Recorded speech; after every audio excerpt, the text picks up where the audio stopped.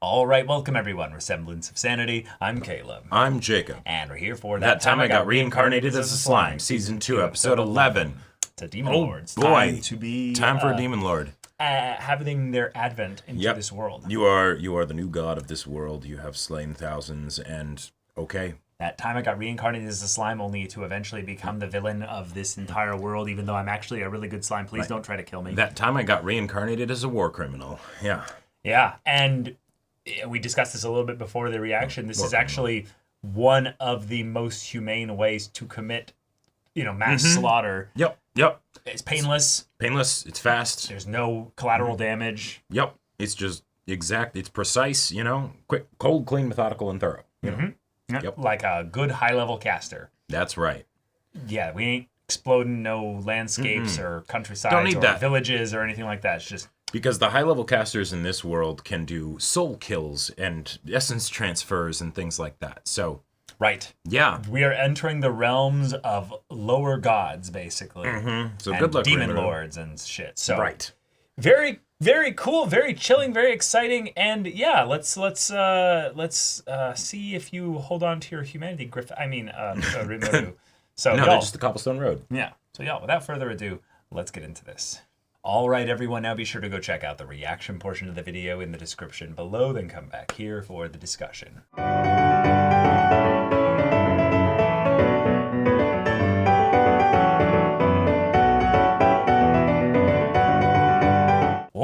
Okay, we've got ourselves a new Demon Lord. We have an overwhelming success for everything Rimuru set out to do. Yep. He has had a lot of things changed. A lot of his skills were evolved, removed, or new ones granted.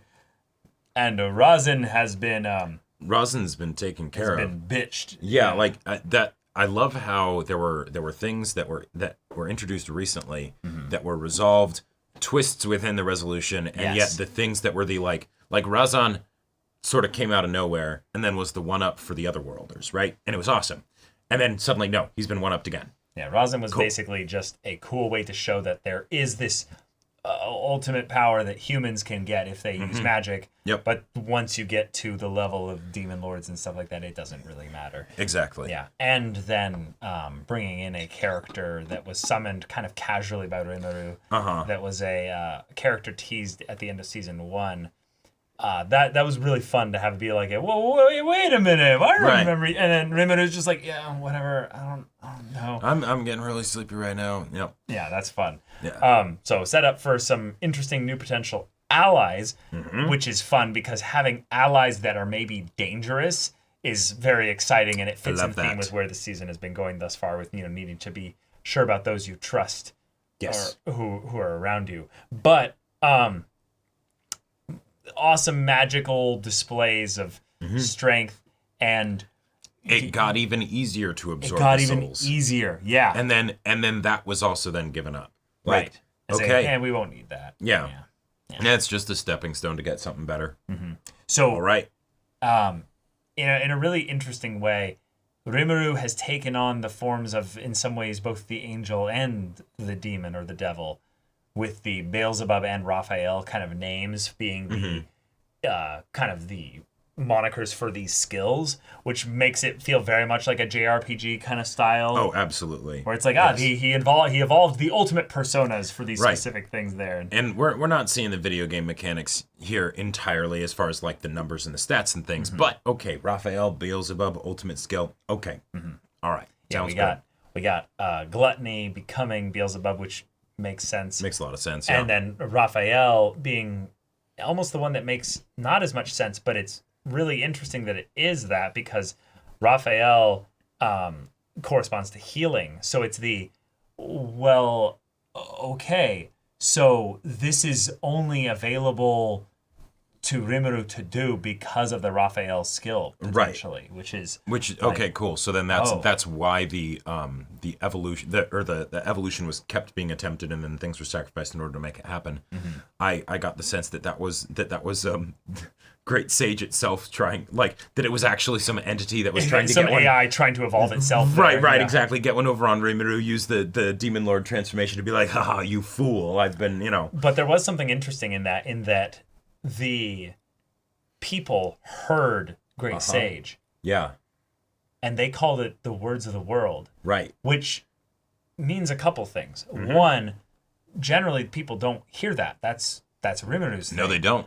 But also that means then that the skill that it evolved into is an actual fundamental part of not just the world because it's called words of the world, but other people have experienced that maybe throughout history or what have you. And it betrays basically the point of what this entity or force or this law of this world within Rimuru really is. And that's very curious. And on top of all of that, there were a couple other things. There's the fact that the voice and the recognizing of the voice was before the attempt to upgrade the skills actually happened. Right. Then two, on top of that, there was the fact that when Rimuru first was, reborn, it was not Rimuru's voice. Right. It was Great Sage's voice. Yeah.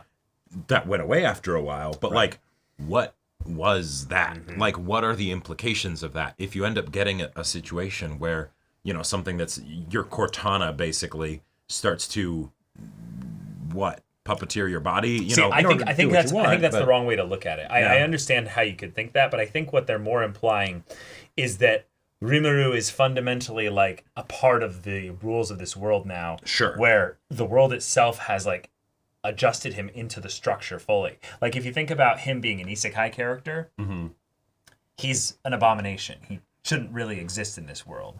Right. Just the same way as all the other isekai characters are here, but they're not necessarily a they're foreign elements. They're foreign elements. Yeah. So having the words of the world almost in some ways like speaking through him, it's like he is now aligned. He's now in the proper position within his fated rule or role within this reality, He's not just a demon lord. Yeah. Because the thing is, we know of demon lords in this world. Milim. Carrion. And the thing is, we had Carrion in particular, have it be mentioned like, oh, I don't think even he could do this. Nope. But even with Milim, we've seen her do her thing, and she's very powerful and all that stuff, to be sure. Yeah. But I don't think she's anywhere near this level. She might be, and it's just, again, we haven't really gone into that side of things because Rimuru was so low in power compared to everybody that sure, is never meant to. Right, and she didn't have to show off. She was just sort of like playing around. Basically, everything was always easy. Yeah. Yeah. But it's very exciting that this show has built-in mechanics for how other characters will be able to keep up power-wise, generally with the main character who's overpowered. Keep up. Yeah, keep up is obviously in massive air quotations. Right. But it's still the thing of where they won't be literally abandoned. They'll still fight with him, but they won't fight on the level. It's just that in a world this big, it'd be kind of lame if when your protagonist powers up, we don't basically get to bring the friends we made along the way with Exactly. He took the leadership feat, damn it. You got to have that trickle down, Yeah, exactly. I am very excited in particular, of course, to see what Gobta and Gabiru get. And I think that's a really fun thing for the story to do, because then, regardless of which character's your favorite, someone's going to be your favorite, and they'll be getting upgrades, So there you go. I particularly want to see Geld's and Gobta's, but that's mostly because Gobta didn't he didn't get like a skill or even transform. He's just like, I am sturdy boy. Well, right, but he's never gotten anything. Right. He's always stayed the same. Exactly. So this would be something new. He's the Giga Gobta Chad, That's right.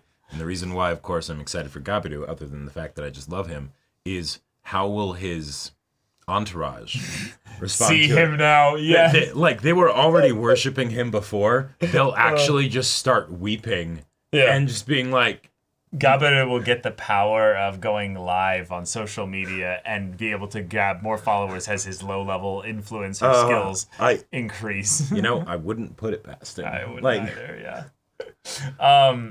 It was a very, very kind of sweet moment to have our main character also be able to have this like, I'll give up a portion of myself to resurrect them. And this guy, and I don't remember if they said his name at the end of season 1. I love the way you could very much see him being like, wait. These lower life forms are beneath you, master. Right. You shouldn't sacrifice your life energy. And besides, my 2 henchmen will happily pledge themselves. Yeah. And that's the way they didn't speak. And the way it was just like, yep, I speak for them. And he was right. Like, it wasn't just I'm giving you these subjects, and they're like, wait, really? You know? Well, right, but the kind of the eeriness of that, Yeah. So is it possible that maybe if you involve demons, say, being sacrificed into some kind of ritual like this, could stuff happen? Probably not.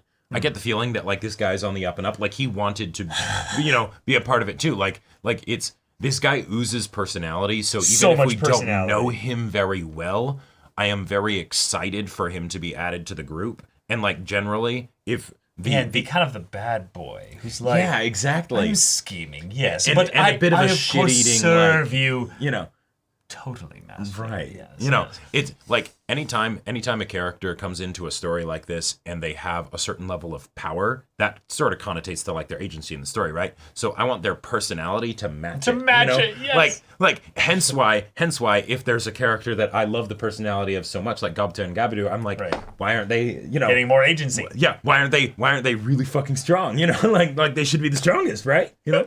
So I really like this guy as an addition to the group.